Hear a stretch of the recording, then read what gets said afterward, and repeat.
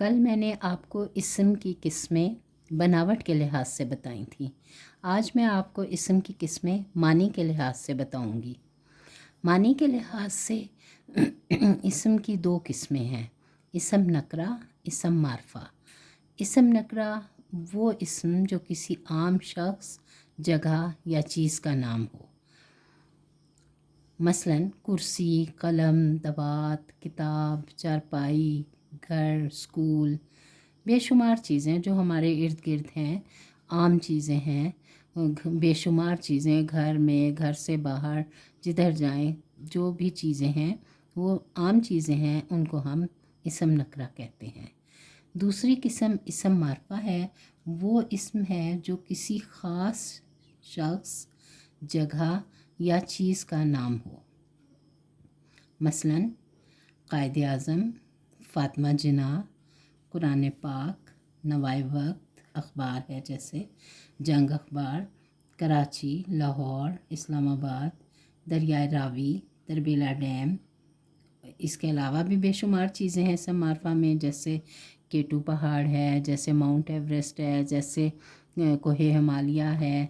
तो ये इस्म मारफा जो है ये इन चीज़ों को बताता है, इनके बारे में, कि जो दुनिया में एक ही हो, वाहिद हो, बस उस जैसी चीज़ कोई और ना हो।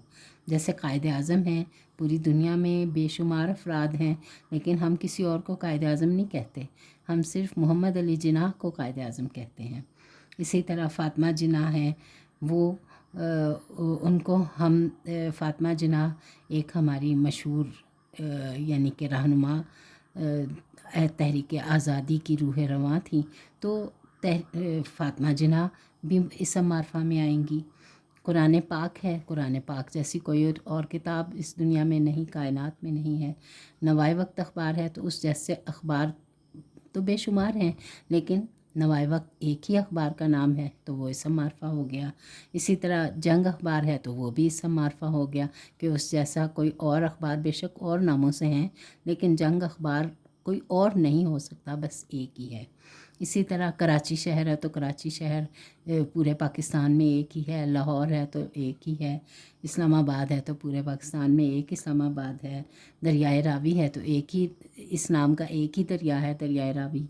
इस तरबेला डैम है तो एक ही तरबेला डैम है। उसके अलावा और डैम बेशक होंगे, मंगला डैम है, वर्सक डैम है, लेकिन हर एक के अपने अपने नाम हैं। तो ये सब जो हैं इस्म मारफा में आएंगे। आज का लेक्चर हमारा ख़त्म हुआ। अगला लेक्चर इंशाल्लाह हमारा होगा इस्म मारफा की अक़साम पर, जो कि मैं आपको अगले लेक्चर में बताऊंगी।